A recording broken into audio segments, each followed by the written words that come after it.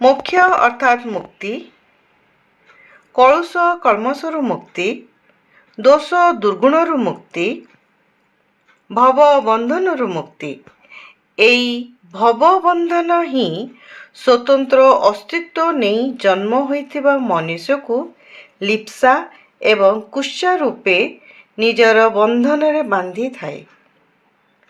आत्मशोधन पूर्वक एमानंकु दूर करि पारिले जीवित थाई मध्य मोक्ष प्राप्ति होइगला बोली बुझिबाकु हेब। परम पूज्य गुरुदेव, अखंड ज्योति, सेप्टेम्बर 2014, पृष्ठा संख्या 41। धन्यवाद। विचारक्रांति दूत यूट्यूब ओडिया चैनल को सब्सक्राइब करिया सह परवर्ती वीडियो प्राप्त करिया पई बेल आइकन दबांतु एवं विचारक्रांति दूत ओडिया फेसबुक और इंस्टाग्राम सह जोड़ी हुंतु। धन्यवाद।